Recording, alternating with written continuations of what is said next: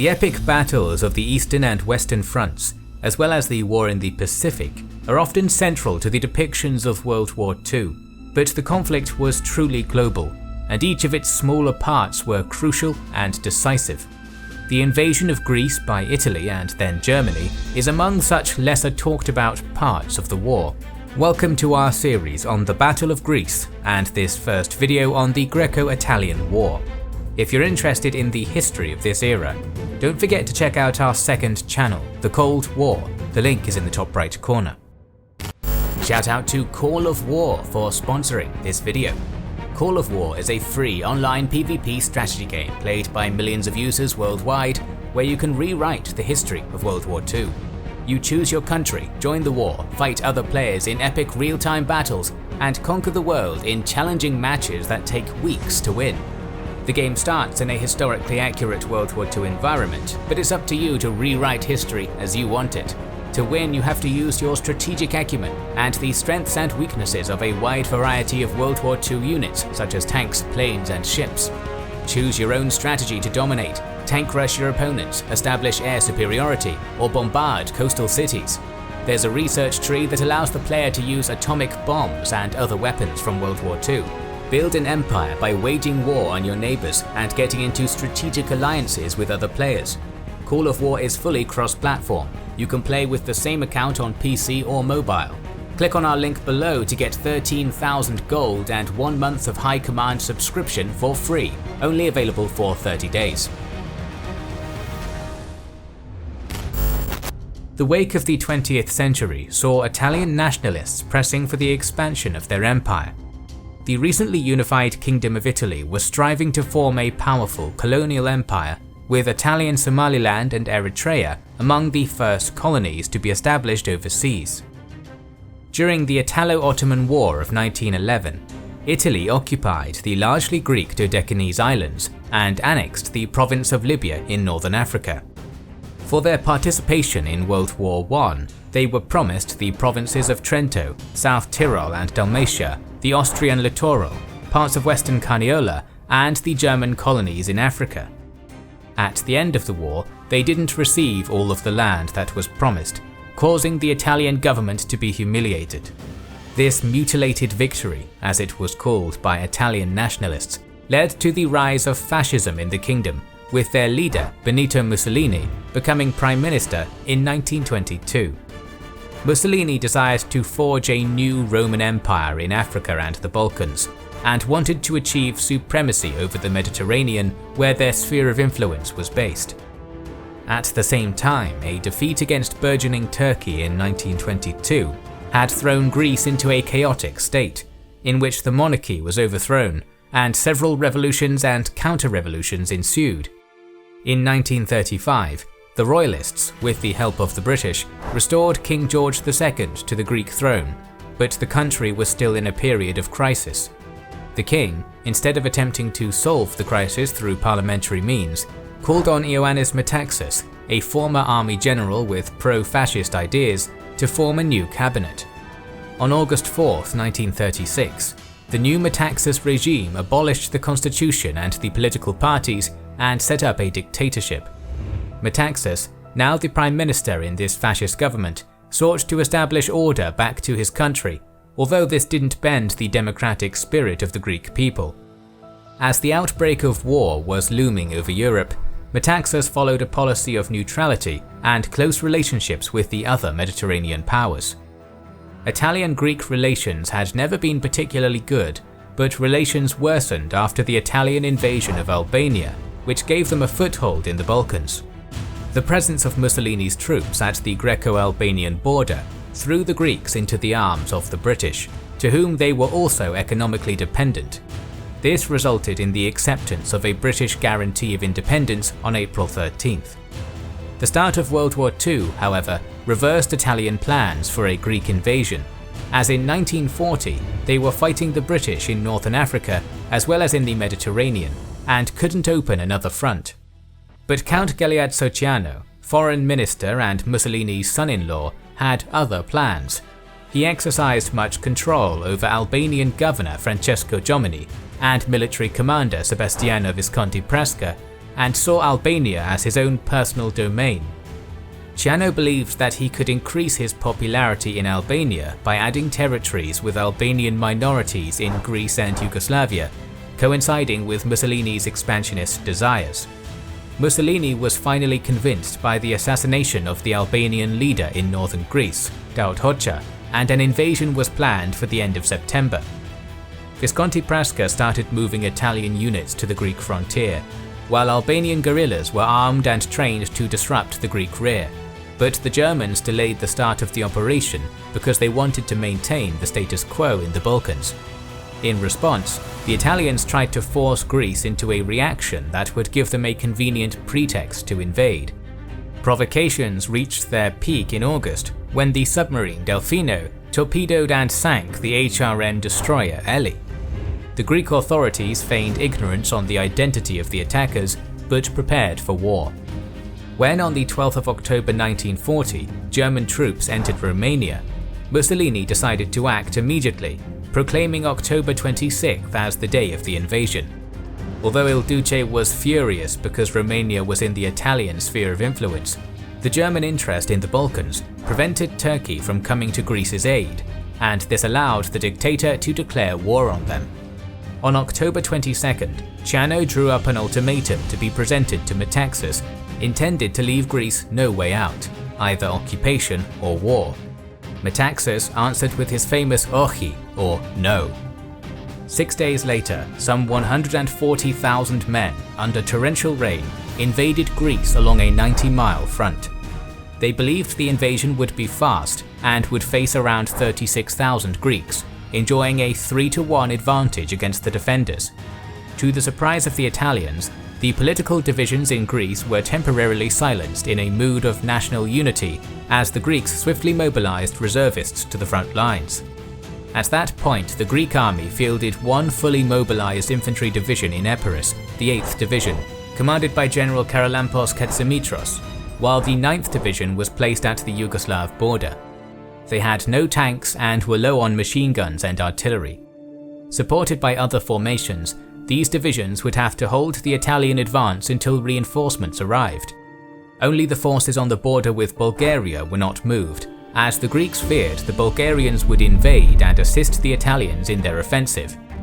The British, honouring their guarantee, reinforced Crete, as it was very important for them strategically, and sent aircraft, supplies and money to help the Greek cause. Pressed by the Italians in Africa, they weren't able to send land forces. The frontier was divided by the invaders into 3 sectors. The Epirus front, under General Carlo Rossi, ran from the sea to Ioannina and saw the 25th Chiamoria Army Corps, composed of the 23rd Ferrara Division of Mountain Infantry, the 51st Siena Division, the Centauro Armoured Division, the 6th, 7th and 19th Regiments of Cavalry, and the 3rd Regiment of Grenadiers, backed by heavy artillery and black-shirt militias.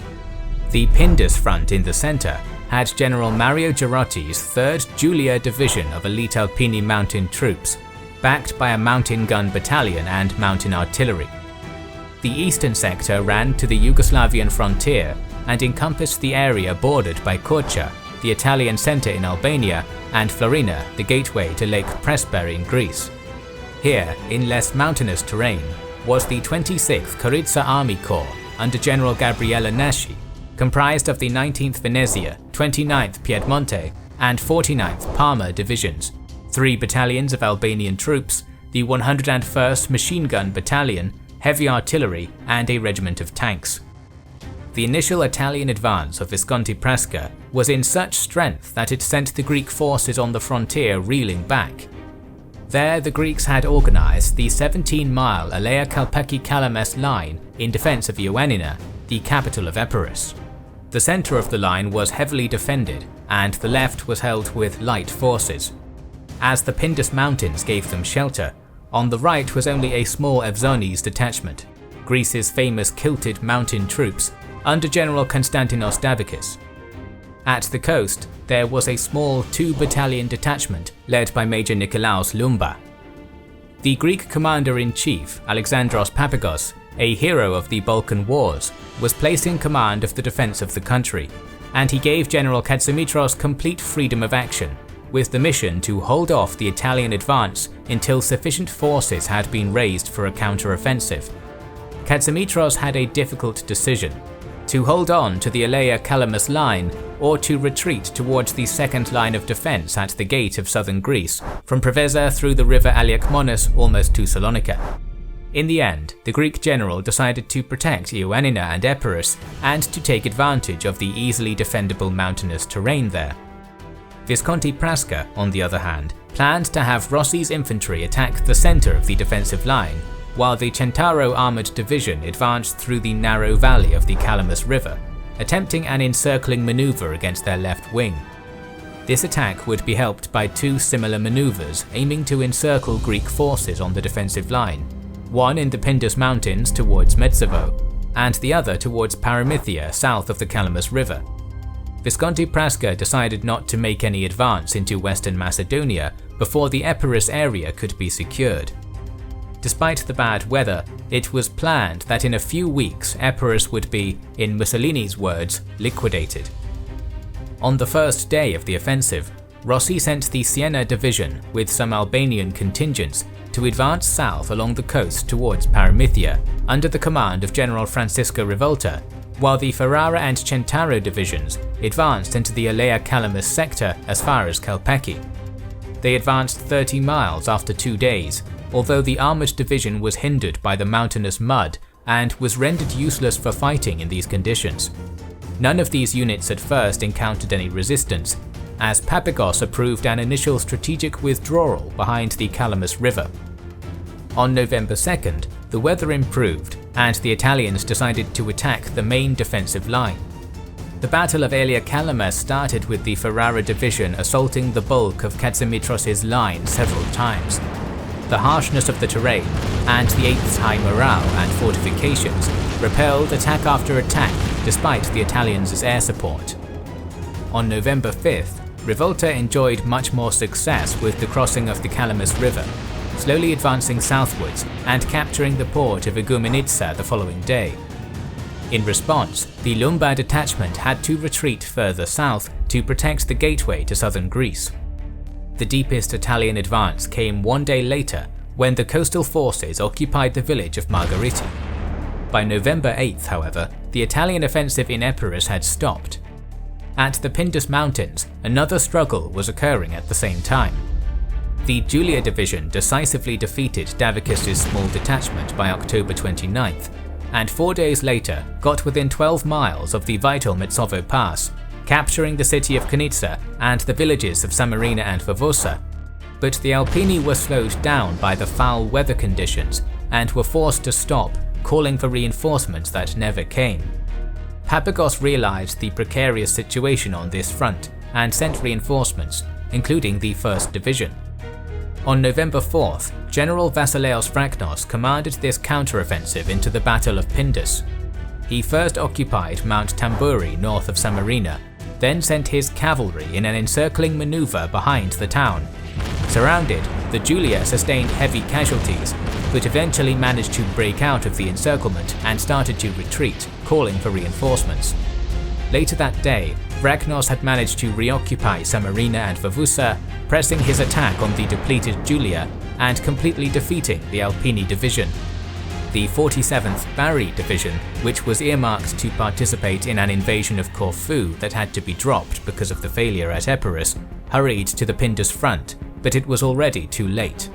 As the Italians retreated, the Greeks had problems of their own. The supplies for the Greek army in Pindus were poor or non-existent, and there weren't even roads by which the army could be supplied. Due to this situation, the civilian population heroically volunteered to climb the mountains loaded with ammunition and supplies for the Greek forces, fighting side by side with the army. The supply situation for the Italians was also abysmal, as the limited capacity of the two main ports, Valona and Girezzo, created a bottleneck for supplies and reinforcements. By November 8th, the retreating Italian forces started a line of defense at Konitsa. In the following 5 days, the Greeks launched a steady offensive and managed to advance into the Albanian-Greek frontier line. A new Greek attack against Konitsa started on November 13th. the Italians made a stubborn defense, but 3 days later they evacuated the city after burning it to the ground. Furthermore, Visconti Prasca blamed the defeat on the poor quality of the Albanian soldiers, based on the fact that an Albanian regiment had been decimated in Epirus.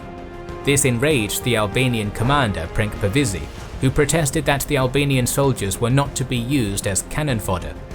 Mussolini was dissatisfied and decided to replace Prasca with General Ubaldo Sodu as the supreme commander in Albania. This man started organizing a new defensive line on the entire front, and then commanded Revolta to stop the coastal advance and wait for the coming of new reinforcements from Italy. The Greeks had won a great victory on the Epirus and Pindus fronts, sending the Italians back to their initial positions at the Albanian frontier. Facing more than 5,000 casualties, the Italians' morale was severely weakened. With flocks of reinforcements coming from all over Greece, Papagos started planning a major offensive operation to take the key city of Korca. He appointed General Ioannis Pitsikas to lead it, and divided his forces into 3 army corps: the 1st Corps on the coast of Epirus, the 2nd Corps in the Pindus sector, and the 3rd Corps in Western Macedonia, with the 9th, 10th and 15th Infantry Divisions, backed with artillery in adequate numbers, and with the 11th and 13th being transported to reinforce the corps. Furthermore, Papagos placed the 3rd, 4th and 5th Infantry Divisions in reserve. Sodu, on the other hand, reinforced his line of defense and reorganized his forces into 2 field armies: the 11th Army at the Epirus front with the forces of the former 25th Corps and the remnants of the Julius Alpini troops, and General Mario Vercellino's 9th Army in the Korca sector, formed out of the former 26th Corps, with a reserve composed of the 2nd Tredentina Alpine Division, 50 tanks from the Centauro Division, and the 53rd Arezzo Division. The Bari Division was placed at the strategic border post of Aseka between the northern and southern defensive lines. The balance of power had drastically changed, as the Greeks were now twice the number of the Italian forces. Sodu planned to gain time with his defensive disposition until the arrival of new reinforcements from Italy, with which he could launch a second defensive operation.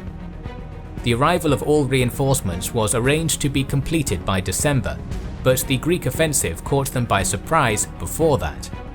Mount Moravus, with the northern Mount Ivan, belongs to the Great Pindus mountain range and forms a barrier covering the city and the plateau of Korca. There were only 2 ways to the Albanian center.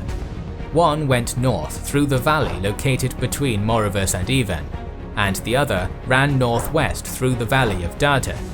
Both of these 2 valleys could be accessed from the Greek city of Florina, but the whole area had been fortified by the 9th Army with semi-permanent fortifications. For this reason, Pitsikas divided the Korca front into 2. In the north, the 15th, 9th and the recently arrived 13th Divisions under General Gorgios Solakoglu's 3rd Corps, and in the south, the K Corps, commanded by General Gorgios Kosmas, with the 10th Division and the 11th in reserve.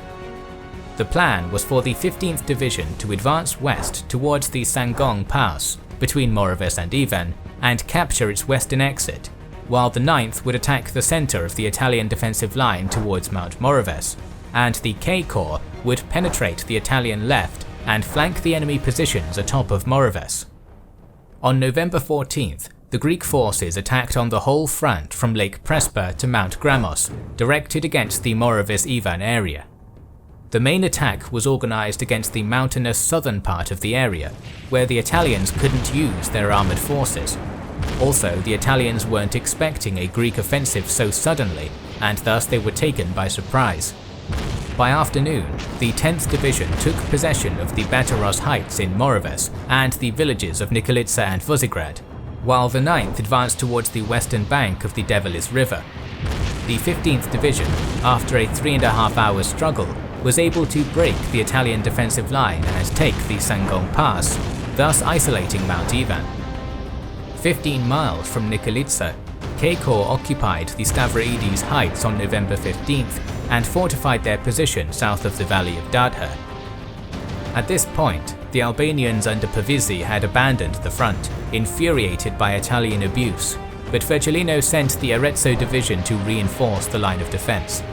In response, Papagos reinforced the offensive with the 11th and 13th Divisions. On November 17th, the 9th and 13th Divisions moved to occupy the Valley of Dadha, and the 15th tried to take possession of Mount Ivan. One day later, the Greeks faced a critical moment when the 13th Division had to change the direction of their attack under heavy rain, and this resulted in a state of disorder and confusion that almost sent the division into retreat, compromising both the 9th and 10th's rears. But thanks to the actions of Major Sotirios Moutosis, order was re-established and the division continued its advance. In reward, Moutosis was granted command of the division. After 2 days of heavy fighting, the Greeks seized the supply lines of the enemy and gradually advanced along the high ridge of Mount Moraves under artillery fire. Having seized the valley of the Dadha and the valley between Moraves and Ivan by November 20th, Solakoglu launched his offensive action over Korca, while Cosmas was sent to take the key border post at Aseka, where the 9th Army's defensive line ended. Despite air support, the advantage of a terrain favourable for defence and permanent fortifications, Sodu was not able to stabilise a defensive line on the Korca plateau. Vercellino's forces would have to retreat from the city of Pogradets because they felt threatened by a Greek pincer movement against Korca. After a hard-fought fight in which the Bari was forced to retreat, the K-Corps took Ursika on November 21st. 1 day later, the 15th Division occupied Mount Ivan, and the 9th entered Korca without resistance, being cheered by the Greek native population. The Greek forces continued to press Sodu's retreating forces 1 day later. The Italians made a disorderly retreat towards Ochrida and Elbasan, as well as Klissura and Pogradets. There they would mount their new defensive line. The fall of Korca was a devastating blow to the Italian invasion. They had been beaten back by the Greeks and were now forced to defend in Albania. The city of Korca was the center of the Italian campaign in the north and a key supply point for the invaders, and thus losing it heavily demoralized the Italian army. On the contrary, the Greeks' high morale and national fervor inspired them to advance further and to launch a new offensive, directed to take the important port of Saranda and the mountain passes from the northwest to the northeast of Agira Castro. The sponsor of this video, Call of War, allows you to take command of your nation's army during the darkest hours of human history, the Second World War. In this free online strategy game, you get to fight up to 100 other players in real time and rewrite the history of World War II. To support our channel and download Call of War, click on our link below to get 13,000 gold and 1 month of High Command subscription for free, only available for 30 days. However, this was just the beginning of the Battle of Greece, and we will talk more about it soon, so make sure you are subscribed to our channel and have pressed the bell button. We would like to express our gratitude to our Patreon supporters and channel members who make the creation of our videos possible. Now you can also support us by buying our merchandise via the link in the description. This is the Kings and Generals channel, and we will catch you on the next one.